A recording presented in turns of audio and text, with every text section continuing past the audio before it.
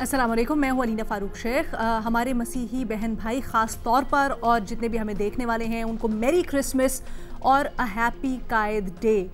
कायद आज़म को आज के दिन की मुनासबत से हम याद कर रहे हैं और छोटे होते से ही जो पहला सबक हमें सिखाया जाता है ना, पढ़ाया जाता है कायद आज़म से मुतल्लिक, उनका एक फरमान पढ़ाया जाता है, यूनिटी फेथ डिसिप्लिन, बच्चे बच्चे को पता होता है। अब इसमें से यूनिटी जो है सबसे पहला लफ्ज़, वो सबसे ज़रूरी भी है आजकल के हालात व वाक़यात में, और वो सबसे अहम भी है और उसके लिए बातें भी चल रही हैं। तो इसी के ऊपर आज ज़रा बात करते हैं। ये इत्तेहाद, ये यूनिटी सियासी जमातों के अंदर, हमारे सोशल फैब्रिक के अंदर जो कमी है वो कैसे कायम हो। आपको पता है 2 रोज़ पहले वज़ीर आज़म साहब ने एक बार फिर पाकिस्तान तहरीक इंसाफ को ऑफ़र की थी कि आएँ बैठें, संजीदा मामलात के ऊपर डायलॉग करने को हुकूमत तैयार है। तहरीक तहफ़्फ़ुज़ आईन पाकिस्तान अपोजिशन का एक प्लेटफॉर्म है, एक तहरीक है जिसने कल इजलास किया और उसके बाद एक एलामिया जारी किया है और उन्होंने वज़ीर आज़म की जो डायलॉग की ऑफ़र है उसको कबूल करते हुए ये कहा है कि अगर ये जो कुछ बातें हैं 1973 के आईन में ख़ास तौर पे, इनसे मुतल्लिक हुकूमत हमारे साथ बात करती है तो हम बिल्कुल तैयार हैं। आपके लिए पढ़ देते हैं एग्जैक्टली क्या लिखा गया है। जनरल सेक्रेटरी हैं जी असद कैसर साहब, इस तहरीक के PTI का हिस्सा भी हैं। उन्होंने लिखा है कि शुरका ने इजलास में इत्तफाक किया है कि मुल्क को दरपेश सियासी माशी बहरान, अमन व अमान, गवर्नेंस के फुकदान से निकलने और अवाम में मायूसी के खात्मे के लिए एक नए मीसाक की अशद ज़रूरत है। इस मीसाक में अपोजिशन मुस्तकबिल में शफाफ इंतखाबात, मुत्तफ़िका नए इलेक्शन कमिश्नर की तकर्री, पार्लिमानी बालादस्ती, कानून की हुक्मरानी, इंसानी हुकूक की पासदारी, आइनी और जमहूरी इक़दार की मजबूती के लिए डायलॉग के लिए तैयार है। और आगे बढ़कर यह भी कहा कि महमूद खान अचकज़ई साहब तो फ्लोर ऑफ द हाउस ये कह चुके हैं कि अगर 1973 के आइन के मुताबिक तजावीज़ के ऊपर अमल किया जाता है और नए मीसाक को तश्कील दी जाती है तो फिर इमरान खान से दस्तखत करवाने की जिम्मेदारी महमूद खान साहब की है। ना सिर्फ ये बल्कि PTI बड़े दिनों से कुछ मिक्स सिग्नल्स दे रही है, क्या वो मुज़ाकरात करना चाहती है नहीं चाहती। वसीम बादामी साहब से गुफ्तगू करते हुए असद कैसर साहब ने ही ये कहा कि PTI इस इत्तेहाद का हिस्सा है और वो इन मुज़ाकरात के लिए आमादा है। अलीमा खान साहिबा से भी बात हुई इस इजलास के शुरका की और अलीमा खान साहिबा ने भी तायीद की है ये जो एलामिया अभी आपको पढ़ के सुनाया उसकी। अब यहाँ पर सवाल ये पैदा होता है कि इस एलामिया के बाद सिचुएशन क्या है, क्या वो जो संजीदा मुज़ाकरात की बात हो रही है उसके लिए ये आमादगी ज़ाहिर करती है, ये एक स्टेप फॉरवर्ड है। अपने तज्ज़ियाकारों से पूछते हैं। हमें ज्वाइन कर रहे हैं शहजाद इकबाल साहब, आसिफ बशीर चौधरी साहब, महमूद सरफराज साहिबा, उमर चीमा साहब भी हमारे साथ मौजूद हैं। महमूद, आपसे गुफ्तगू का आगाज़ करना चाहेंगे। What do you make of the एलामिया? ये जो शराइत इनको कहें या फिर ये जो एलामिया जारी हुआ है और उसमें जो प्री रेक्विजिट्स रखे गए हैं, आप इनको देखते हुए क्या समझती हैं? क्या अपोजिशन और ख़ासकर पाकिस्तान तहरीक इंसाफ संजीदगी से इस वक्त बैठेगी मुज़ाकरात के लिए और ये जो शर्तें हैं ये बिल्कुल ठीक है, आगे बढ़ सकता है मामला? देखिए रीना, जो तहरीक तहफ़्फ़ुज़ आईन पाकिस्तान है, इनकी लीडरशिप एक तो मैच्योर भी है और काफ़ी सीरियस भी है। यानी कि आप देखें महमूद खान अचकज़ई साहब हों, राजा नासिर अब्बास साहब हों, मुस्तफ़ा नवाज़ खोखर साहब हों, तो ये लोग जो बात करते हैं PTI के अलावा, यानी कि ये लीडर्स हैं, तो ये जब मुज़ाकरात की बात करते हैं तो वो इसलिए करते हैं बिकॉज़ बेसिकली जो यहाँ पर एक न्यू नॉर्मल बन गया हाइब्रिड का, वो उसको चैलेंज करना चाहते हैं। वो इस बात को समझते भी हैं कि पाकिस्तान के अंदर ये जब डायलॉग नहीं हुआ पॉलिटिकल स्टेक होल्डर्स, हमने देखा कि माजी के अंदर कई दफ़ा जो है वो जब अपोजिशन में भी थे ये लोग PDM वाले, तो ये कहते थे लेकिन खान साहब बात नहीं करते थे। उसके बाद जब ये हुकूमत में भी आए, इन्होंने PTI को कई दफ़ा दावत दी डायलॉग की, लेकिन वो ना हो सका। जो शुरू भी हुआ महीने के अंदर ख़त्म भी हो गया, जो एक बार हुआ था। तो इस वजह से इन लोगों को इस चीज़ की अंडरस्टैंडिंग भी है कि जब तक पॉलिटिकल स्टेक होल्डर्स आपस में बैठ के डायलॉग नहीं करेंगे और कुछ रूल्स ऑफ द गेम नहीं तय करेंगे। देखें, अगर मैं शराइत की बात करूं तो उन्होंने वैसे कोई PTI से रिलेटेड कोई शराइत नहीं है, यानी कि ना इमरान खान साहब की रिलीज़ के लिए कोई शर्त है, ना उनके लिए रिलीफ मांग रहे हैं, ना कोई इस तरह की चीज़। यानी कि जो यूजुअली हम देखते हैं कि जब डायलॉग हो रहा होता है PTI और हुकूमत का, तो इस तरह की जो बातें सामने आई थी। लेकिन इसके अंदर ऐसी कोई शर्त नहीं है। जो शर्त है वो आइन, कानून, इसकी बालादस्ती के लिए वो है कि जो स्पेस सीड हो गई है, यानी कि पार्लिमानी स्पेस जो सीड हो गई है, जो सिविलियन स्पेस सीड होगी, जो जमहूरी स्पेस सीड कर हो गई है, उसको कैसे रिक्लेम किया जाए, फ्रीडम ऑफ एक्सप्रेशन जो है उसको कैसे मजबूत किया जाए, अदलिया की आज़ादी जो है वो कैसे, जो 26वीं और 27वीं तरमीम के बाद कॉम्प्रोमाइज़ हुई है, वो किस तरह से वापस है, पार्लियामेंट कैसे स्ट्रेंथन की जाए, पूरा जो एक स्ट्रक्चर है, यानी कि जो वो न्यू नेशनल चार्टर की जो बात कर रहे हैं, ये बात तो आपको मालूम है रीना, हम कितनी दफ़ा इधर कर चुके हैं कि ऐसा कोई होना चाहिए। इवन शहबाज शरीफ साहब जब अपोजिशन लीडर थे, उन्होंने चार्टर ऑफ इकोनॉमी की बात की थी। अब हुकूमत को सीरियसली ये कंसिडर करना चाहिए। हुकूमत, ये बात हमने देखा है कि हुकूमत करती थी ऑफर, लेकिन पीटीआई जो थी वो कहती थी हमने बात नहीं करनी। इस दफा मैंडेट ही डायलॉग का अचकज़ई साहब और राजा नासिर अब्बास साहब को दिया गया, इसीलिए उनके बैनर के अंडर जो है ये बातचीत का आगाज अगर होगा तो बहुत सीरियस अंदाज से होगा। और मैं अलीना आपको पहले भी ये बात कह चुकी हूँ कि अगर ये दो लीडर्स जो हैं इनको एक्सेस दी जाए इमरान खान साहब से मुलाकात की, तो वो उनको ग्राउंड रियलिटीज़ और ग्लोबल रियलिटीज़ और जियो स्ट्रेटेजिक रियलिटीज़ वो भी बताएंगे। क्योंकि पीटीआई के अंदर जो एक इशू हमने देखा है वो ये होता है कि जब खान साहब को मिलने उनकी पार्टी के लोग भी जाते हैं तो वो उनको कुछ कहते हुए या इस तरह को मशवरा देते हुए डायलॉग से रिलेटेड और चीज़ों से रिलेटेड वो थोड़ा सा कतराते हैं, क्योंकि उनके डर होता है कि एक तो बैकलैश आएगा उनके सोशल मीडिया से, और दूसरा आपने देखा कि इमरान खान साहब ने खुद जो एनडीयू जाने वालों को मीर जाफर मीर सादिक कह दिया था, तो उनको वो भी डर होता है कि हमारे ऊपर ही ना कोई चीज़ या कोई एतराज़ आ जाए या हमें ही जो है कोई डांट टपट ना हो जाए। तो इसलिए ये जो लीडर्स हैं इनको तो खान साहब कोई ऐसा चीज़ नहीं कर सकते कि कोई ओहदा नहीं है इनके पास पीटीआई के अंदर, या उनके सोशल मीडिया का भी उनको कोई डर या खौफ नहीं है। तो ये खान साहब को भी समझा सकते हैं, उन्होंने तो कहा है कि सिग्नेचर हम लेकर आएंगे, आप जो है हमसे बातचीत करें और इन चीज़ों के ऊपर। तो I think this is a very good initiative और हुकूमत को बिल्कुल इनको ऑन बोर्ड लेना चाहिए, ताकि अगले इलेक्शन, देखें पिछले 2 इलेक्शन बहुत कंट्रोवर्शियल हुए हैं, एक से बढ़कर एक हुआ है, अगले इलेक्शन इस तरह कंट्रोवर्शियल नहीं होने चाहिए, आवाम का मैंडेट नहीं छीना जाना चाहिए। और अच्छा, महमल तो बड़ी होपफुल है, महमल इस वक्त मुझे बड़ी होपफुल नजर आ रही है इन मुज़ाकरात से। मैं कह रही हूँ लीना ये होना चाहिए आगे हुकूमत का कहती है, लेकिन मैं कह रही हूँ बहुत अच्छा इनिशिएटिव है। हाँ, लेकिन माजी में जिस तरह आपने खुद भी कहा ना कि माजी में हमने देखी कि मुतअद्दिद कोशिशें हुई, लेकिन वो कहीं ना कहीं आके स्टेलमेट हो जाता था, तात्तुर हो जाता था, नहीं आगे बढ़ सकती थी, आगे बढ़ जाती थी। उमर चीमा साहब, इस बार जो सामने आया है अपोजिशन का एलामिया और हुकूमत की पेशकश, क्या आप भी होपफुल हैं इस काविश से? क्या आपको भी लगता है कि संजीदगी है या इससे मुख्तलिफ? मैं इसको खुशामदीद कहता हूँ। ये एक वेलकम स्टेप है, और इस बात से कतई नजर कि ये किसी नतीजे पर पहुंचता है या नहीं पहुंचता, इंगेजमेंट जो है वो कन्फ्रंटेशन से बेहतर है, बजाय इसके कि ये लड़ते रहें। वो टाइम इन्हीं बातों में अगर गुजार दें कि हमने आप एक दूसरे को कैसे इंगेज करना है, तो हो सकता है कि कोई एक दरमियानी रास्ता निकल आए। अच्छा, अब दूसरी बात यह है कि इसमें कौन लोग हैं जो कि मुज़ाकरात कर रहे हैं। इसमें पीटीआई की एज सच नुमाइंदगी नहीं है, या पीटीआई के बिहाफ पर हो रहे हैं। अगर आप इमरान खान का रिकॉर्ड देखें, जो ओवर द टाइम उन्होंने जिस पोजीशन पर गए हैं, तो इमरान खान चाहें भी तो वो डायरेक्ट आके वो मुज़ाकरात नहीं कर सकते। वो उनको सियासी तौर पर बड़ा नुकसानदेह है, क्योंकि वो जो उन्होंने पोजीशन ली हुई है वो अपने फॉलोअर्स को ये समझाने में, कायल करने में नाकाम हो जाएंगे कि मैं किस स्टेज पर था, मैं आसमान से जमीन पर आ गया हूं। तो लिहाजा ये उनके लिए मुमकिन नहीं है। दूसरा ये है कि इमरान खान जो है उनका एक अगर पैटर्न भी देखें, इवन जब वो एस्टेब्लिशमेंट के बड़े लाडले थे, तो तब भी जो लोग एस्टेब्लिशमेंट के साथ मुज़ाकरात कर रहे होते थे किसी ना किसी हवाले से, आपस में वर्किंग रिलेशनशिप के हवाले से भी, तो तब और लोग होते थे, शाह महमूद कुरैशी होते थे, जहांगीर तरीन होते थे, फवाद चौधरी होते थे, असद उमर होते थे।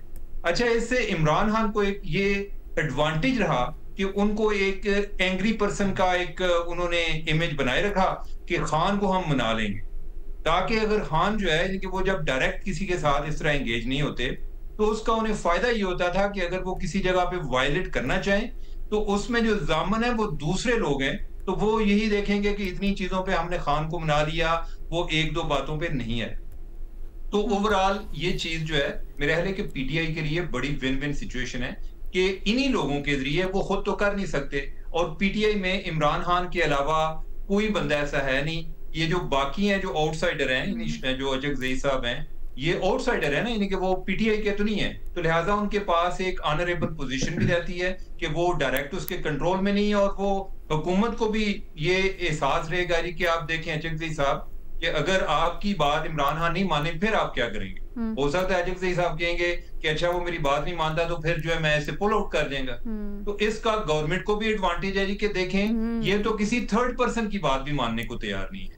तो मेरे ख्याल है कि ओवरऑल ये एक अच्छा एनवायरनमेंट है। आगे वे फॉरवर्ड क्या है, वो वे फॉरवर्ड जिस तरह महमल ने बात की कि कोई रूल्स तय करने हैं, यानी कि जो पॉलिटिक्स है हमारी, जो बुहरान चल रहा है वो इसलिए चल रहा है कि ऐसे ही है कि जैसे कोई चौराहे पर कोई ट्रैफिक वाला को बंदा नजर ही नहीं आ रहा और कोई इधर से गाड़ी डाल रहा है, वो उधर से कर रहा है और आपस में टकराव हो रहा है, रूल्स नहीं है उस वजह से हो रहा है। अब ये है कि रूल्स क्या तय होते हैं, मेरे ख्याल है कि ब्रॉडली जो रूल तय होगा या जिसकी वजह से हमारी पॉलिटिक्स में बेहतरी आ सकती है वो ये है कि हम एक दूसरे की शर से कैसे महफूज रह सकते हैं। ये बेसिक रूल है कि जब तक ये चीज तय नहीं होती, एक दूसरे से वो एक खौफ के आलम में रहेंगे तो फिर ये चीजें आगे नहीं बढ़ पाएंगी। अगर ये तय हो जाए ब्रॉडली, यानी कि इसका अगर स्पिरिट ये हो, थीम ये हो कि हमने एक दूसरे की शर से कैसे बचना है, ये चीज सारे रूल्स अगर क्या मतलब एक दूसरे की शर से महफूज, तो उससे ये होगा कि हमारे यहाँ एक स्टेबिलिटी भी आएगी, फिर ये जो एक धांधली वाले मामलात हैं ये भी कम हो जाएंगे और ओवरऑल चीजें आगे चल पड़ेंगी। तो मेरे ख्याल है कि हमें उम्मीद करनी चाहिए। ये क्या मुराद हुई, इससे क्या मुराद है एक दूसरे के शर से महफूज, इसको जरा एक्सप्लेन करें। शर से लीना यही है कि जैसे कोई एक पार्टी आएगी वो दूसरे के खिलाफ केसेस बना के उनको अंदर कर देगी। मैं तो इसके भी हक में नहीं हूँ, इसका ये मतलब नहीं है कि पॉलिटिशियन जो है उनको इम्यूनिटी हासिल है, लेकिन एक टारगेटेड किस्म की एक अकाउंटेबिलिटी नहीं होनी चाहिए। उसका हमेशा नुकसान हुआ है। उसका नुकसान ये हुआ है कि इवन जो आदमी यानी कि जिसके 90% चांसेस भी हैं करप्ट होने के, उसको भी हमदर्दी मिल गई। ये पता चला कि असल में इसकी करप्शन की वजह से नहीं, इस पर गुस्सा है तो इसलिए केसेस बन रहे हैं। तो ये टारगेटेड अकाउंटेबिलिटी वाला सिस्टम अगर खत्म हो जाता है तो हमारी चीजें आगे बढ़ जाएंगी। ठीक है शहजाद उमर, जिस तरह सिर्फ मैं इसमें एक छोटी सी चीज ऐड कर लूं कि आपको याद होगा कि पीपल्स पार्टी और नून लीग के दौर के अंदर हार्डली कोई एक आधे के अलावा पॉलिटिकल प्रिजनर था। यानी ये जो शर से बचने वाली बात है ना, ये रिवायत चार्टर ऑफ डेमोक्रेसी के बाद खत्म हुई थी। एक दो जरूर होंगे लेकिन ओवरऑल हमने नहीं देखा है जिस तरह से फिर 2018 के बाद से एक टारगेटेड कैंपेन और ये सारा पॉलिटिकल प्रिजनर्स की चीज शुरू हुई थी। वो वाली शायद बात उमर जो कर रहे हैं ना। Good point, well made. Shahzad, ये जो इस वक्त सामने आ रहा है एलामिया और अपोजिशन इत्तेहाद की तरफ से काविश, आपको लगता है कि ये माहौल को संजीदा रुख में किसी नतीजे की तरफ लेके जा सकती है? देखें, जो इस वक्त ऑपोजिशन ने और हुकूमत ने इंगेज करने का आपस में एक फैसला किया है, मेरे ख्याल से ये बात तो खुशाइन है और मेरी ख्वाहिश भी है कि ये एंगेजमेंट आगे तक जाए और इससे जो पॉलिटिकल टेम्परेचर है वो नीचे आए और मामलात को हम हल की तरफ लेके जा सकें। क्योंकि इस वक्त जो सियासत ना होने के बराबर है और जिस एक हम कहते हैं ना कि बंद गली में सियासत फंसी हुई है, उससे निकलना जरूरी है। लेकिन क्या रियलिस्टिकली मुझे इन डायलॉग से कोई उम्मीद है? तो मुझे नहीं लगता कि कोई बहुत ज्यादा इससे उम्मीद हमें रखनी चाहिए। क्योंकि देखिए ना, दोनों तरफ से बातें क्या की गई हैं, अभी भी बहुत एक्सट्रीम पोजीशंस हैं। जिस पर हुकूमत बात करना चाहती है उस पर ऑपोजिशन बात नहीं करना चाहती, जिस पर ऑपोजिशन बात करना चाहती है हुकूमत दूर दूर तक उस पर बात करने के लिए तैयार नहीं है। शहबाज शरीफ साहब ने क्या कहा था, क्योंकि हमें ना पर्सपेक्टिव में देखना चाहिए। क्या शहबाज शरीफ साहब ने ये कहा है कि आए बैठे किसी भी इशू पे बात कर लेते हैं, चाहे वो 2018 इलेक्शन हो, 2024 इलेक्शन हो, मैंडेट हो, क्या तमाम चीजों पे बात करने के लिए तैयार है? नहीं, वो ये कहते हैं कि आए तमाम पॉलिटिकल पार्टीज बैठे और मुल्क की खुशहाली के लिए बात करें। वो कहते हैं मुज़ाकरात की आड़ में हम ब्लैकमेल नहीं होंगे, जायज मामलात पर हम बात करने के लिए तैयार होंगे। दूसरी तरफ जो ऑपोजिशन इत्तेहाद है वो क्या कह रही है आपसे? वो कह रही है कि 1973 के आइन के पैराए में हम बात करने के लिए तैयार है, जिसमें शफाफ इंतखाबात भी हो, जिसमें इंसानी हकूक जो है उसकी खिलाफ वर्जियां ना हो। ये तमाम चीजें उनके एजेंडा पर है। तो जब 1973 के आइन की वो बात कर रहे हैं तो उसमें ये 26वीं तरमीम 27वीं तरमीम जो अभी पास की गई है, जो हुकूमत के मुताबिक बहुत ही मिसाली किस्म की तरमीम है, जिससे वो समझते हैं कि जुडिशरी में जो मसाइल थे वो तो हमने खत्म कर दिए हैं।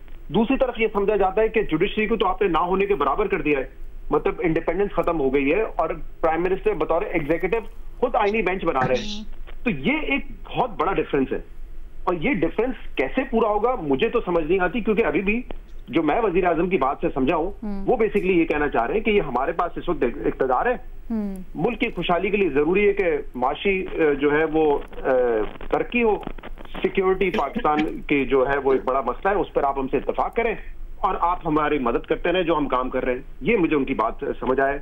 और जो ऑपोजिशन हो या इवन पीटीआई, वो तो बात करना चाहती है 2024 के इलेक्शन पे। चले 24 के इलेक्शन पे नहीं बात करना चाहेंगे तो ये बात करना चाहेंगे कि अगले इंतखाबात क्या आप जल्दी करवा सकते हैं और क्या गारंटी देंगे कि वो इंडिपेंडेंट होगी, क्योंकि अब जो सेटअप है आपको पता है कि वो तो इस तरह का डिजाइन किया गया है कि उसने तो लंबा अर्सा चलना है, तो उसमें क्या किसी को ये एक फ्री एंड फेयर इंतखाबात होते हुए नजर आ रहे हैं? खासतौर पर अगर हुकूमत को 2024 की तरह की पोजीशन लगती है कि पीटीआई उस वक्त मकबूल होगी, तो क्या नू लीग एक इंडिपेंडेंट इलेक्शन के लिए तैयार हो जाएगी?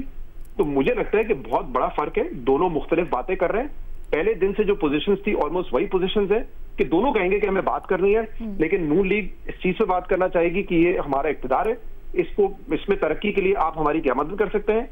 दूसरी तरफ का ये मुतालबा होगा कि इस वक्त एक गैर आईनी निजाम राइज हो चुका है जो एक लंबे अरसे तक शायद कायम रहेगा। जुडिशल इंडिपेंडेंस आपने खत्म कर दी है, अदालतों को आपने बड़ा नुकसान पहुंचाया है, उसको रिवर्स किया जाए।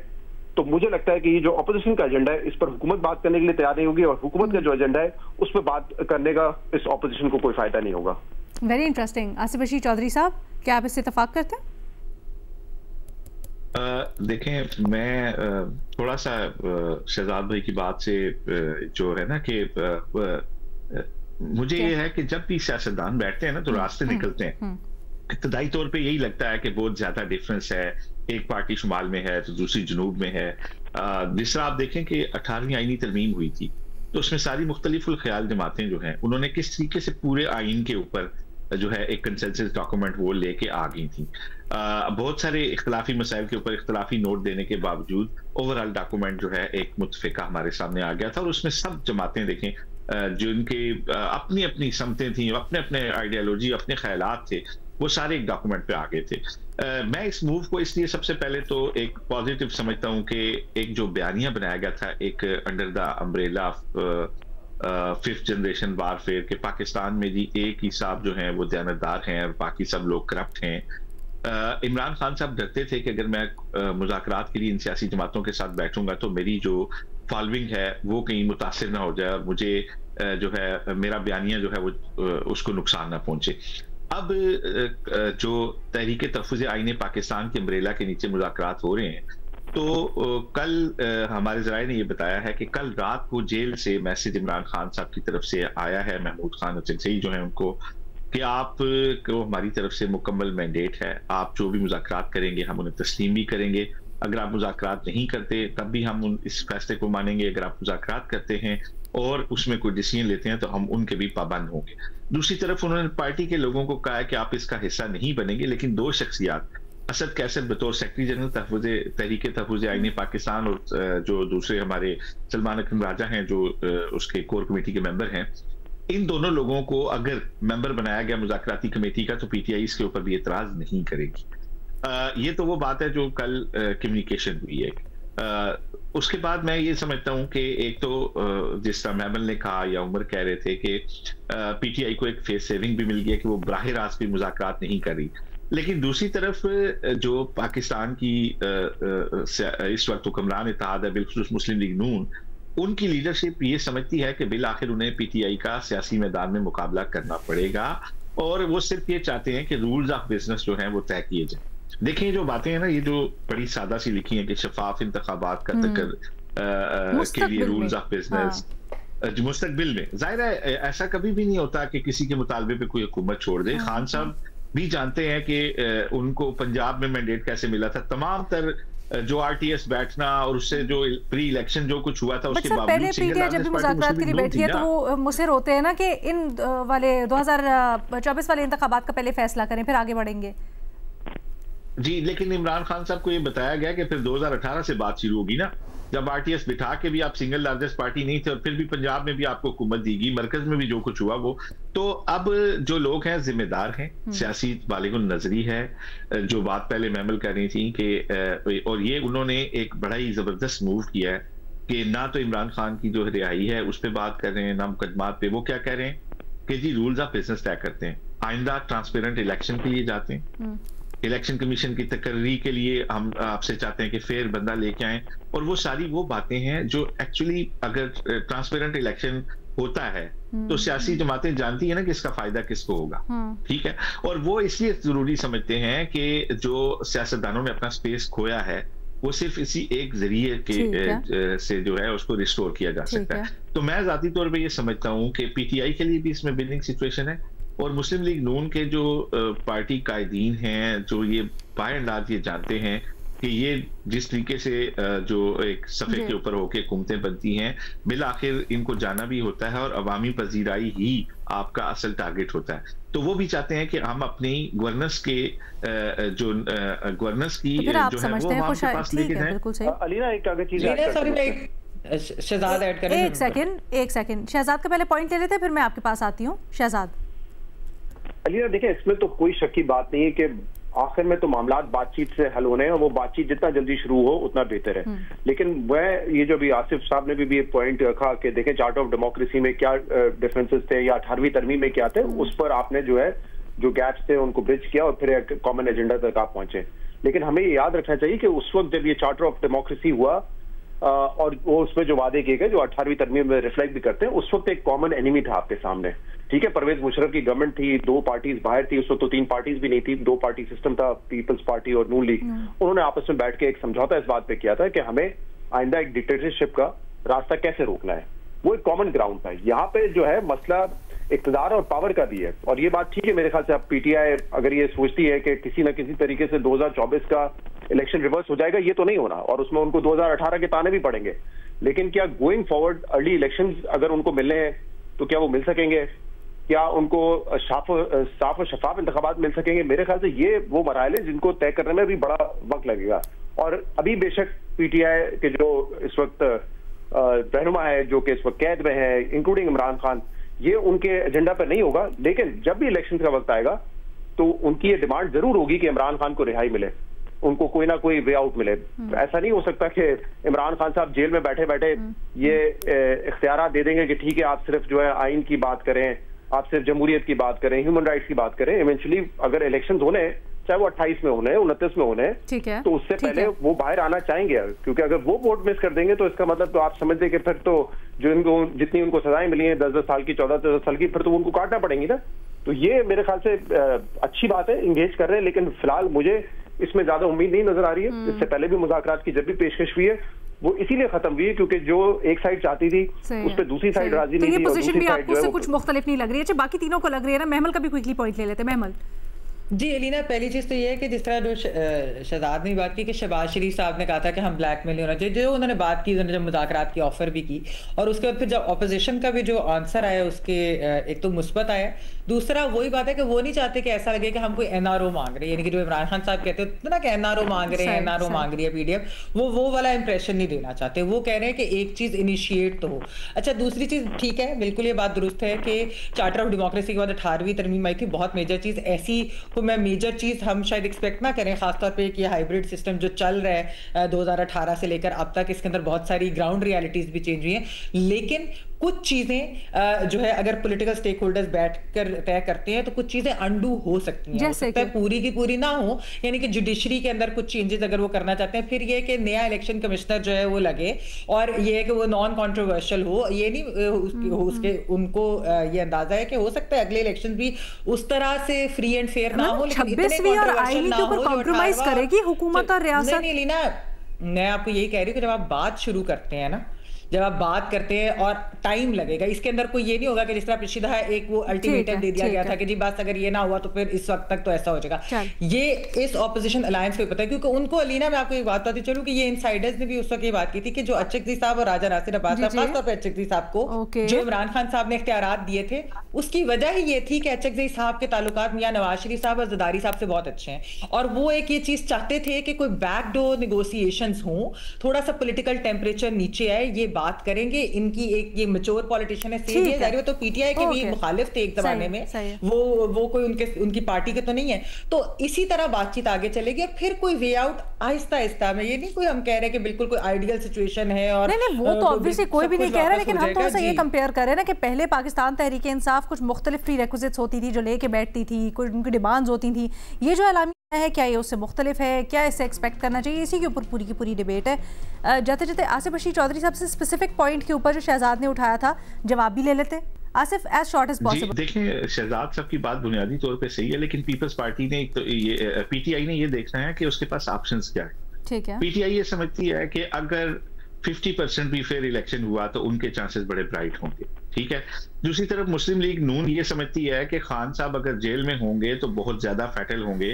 अगर वो आ जाते हैं इलेक्शन से साल पहले बाहर आ जाए, एक मैं मफरूजे के ऊपर बात कर रहा हूँ, और वो एजिटेशन की पॉलिटिक्स ना करें लेकिन जलसे करें, तो वो जलसों में अभी तो उनके पास एक बयानिया है मजलूमियत का, उनके पास क्या बयानिया होगा कि उनको दोबारा क्यों मुंतखब किया जाए, कौन से काम उन्होंने अधूरे छोड़े हैं जिनको वो आके मुकम्मल करेंगे। तो जो दूसरी तरफ सियासी दिमाग बैठे हुए हैं मुस्लिम हुक्मरान इत्तेहाद के, वो ये समझते हैं कि इमरान खान का जेल से इलेक्शन लड़ना आइंदा इलेक्शन में ज्यादा फैटल होगा बनस्बत इसके कि वो फ्री हों और अपने मजलूमियत के बयानिए के अलावा उनके पास कुछ कहने के लिए वो समझते हैं कि उतना खास नहीं है। तो और महमूद खान अचकज़ई और जो एक बात लास्ट कि जो जिस तरह कहा गया ना कि उस वक्त एक कॉमन एक एनिमी था चार्टर डेमोक्रेसी के बाद, तो आज सियासतदानों के पास एक बात है कि वो सारे ये समझते हैं कि उन्होंने अपना स्पेस लूज किया है और उस स्पेस की को वापस लेने के लिए मेरा ख्याल है अभी कोई भी हुक्मरान इत्तेहाद हो या पोजीशन हो, इस वक्त वो ये नहीं कह सकते कि कोई आइडियल सूरत हाल है उनके लिए। तो वो अगर जब तक अपना स्पेस वापस नहीं लेते उनके लिए कोई कामयाबी नहीं, चाहे वो हुकूमत में बैठे हों या चाहे वो पोजीशन में। सर ताकत में तो बैठे हुए हैं ना, तो ताकत जब होती है तो उस वक्त बाकी सब नजर नहीं आता। अनफॉर्चुनेटली तारीख तो यही रही है जी, ताकत में बैठे हैं, लेकिन जो अवामी पजीराई है ना, देखें उसके ग्राफ किस तरीके से बदले हैं। मुझे याद है फरवरी 2021 में सिर्फ पंजाब में नहीं पेशावर में इख्तियार वली इलेक्शन जीतते थे, जिमनी इलेक्शन। तो उसके बाद जो सूरत हाल जनरल इलेक्शन में वो भी आपके सामने है। इस डिबेट को इस चीज़ के ऊपर रेस्ट करते हैं, तजियाकारों को बड़ा खुशाइंद लगता है कि बात आगे बढ़ी है, बल्कि जो एलामिया आया है कुछ ना कुछ आगे बात बढ़ने की उम्मीद की किरण है। शहजाद इकबाल साहब इससे इत्तेफाक नहीं करते, वो समझते हैं कि वही पोजीशन है जो पहले थी, दोनों तरफ से कोई पोजीशन चेंज नहीं हुई है, तो उम्मीद के इम्कानात या आगे बढ़ने के इम्कानात बड़े महदूद और कम हैं। बट देखते हैं आगे क्या होता है, लेकिन इस वक्त इंतहाई अशद ज़रूरत है कि कुछ ना कुछ आगे बढ़े। सिर्फ सियासी नहीं, सियासी पहलू तो हमने यहाँ पर डिस्कस किया, बट आपका सोशल फैब्रिक इससे कितना मुतासिर हो रहा है, कितनी आपस में लोगों में नफरत तलखी पैदा हो रही है, इस चीज़ को भी बड़ा देखने की ज़रूरत है जी। विद दैट एक छोटी सी ब्रेक के बाद वापस आते हैं और आप लोगों के सवाल शामिल करेंगे। Welcome back. आप लोगों ने जो सवालात भेजे उनके ऊपर जवाब जानते हैं। चीमा साहब से करते हैं पहला सवाल। चीमा साहब, इस्लामाबाद की सूरत हाल से मुतलिक सवाल हो रहा है कि कुछ अंडरपासेस, सड़कें, ज़ीब्रा क्रॉसिंग्स वगैरह जैसे काम तो हो रहे हैं, लेकिन शिकायत ये है कि मुख्तलिफ जगहों पर दरख्त को काटा जा रहा है। क्या शहरियों की सहूलत और शहर की तरक्की के लिए ये कॉम्प्रोमाइज़ ज़रूरी है? ना, एक आर्गुमेंट तो यही होता है कि अगर आप डेवलपमेंट चाहते हैं तो उसके लिए को कॉम्प्रोमाइज करने पड़ते हैं, उसके लिए आपको ग्रीनरी के हवाले से कुछ चीज़ों पर एक कॉम्प्रोमाइज होता है। लेकिन मुझे लगता है कि ये वो वाला कॉम्प्रोमाइज नहीं है, ये हमारी डिजाइनिंग में प्रॉब्लम है। इन्होंने जिधर रोड्स बनाए हैं उधर बहुत ज्यादा इन्होंने दरख्त काटे हैं। एक कॉरिडोर में तो तकरीबन 300-400 दरख्त काटे हैं। अब इनका आर्गुमेंट क्या होता है कि जिधर हमने दरख्त काटे हैं उधर हमने नए दरख्त लगाए भी हैं। अब अगर एक जगह पे कुछ 40 साल पुराना दरख्त है और उसकी जगह पर आप कोई 1 माह पुराना दरख्त लगाते हैं तो ये कोई उसका जायजा नहीं होता।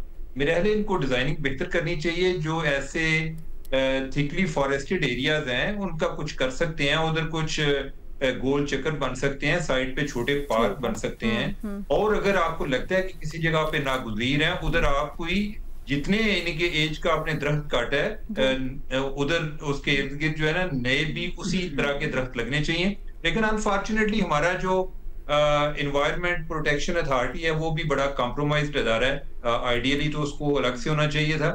वो पहले फैसला कर लेते हैं, दरख्तों की कटाई पहले करते हैं और बाद में उनसे एनओसी लेने जाते हैं, जो कि बहुत ज्यादा अनफॉर्चुनेट है। इस्लामाबाद की खूबसूरती ही नेचुरल ब्यूटी है और अनफॉर्चुनेटली हम कोई ऐसा कोई बैलेंस नहीं कर पा रहे। रोड्स तो बन रहे हैं लेकिन उसके बाद जो ग्रीनरी है वो खत्म होती जा रही है।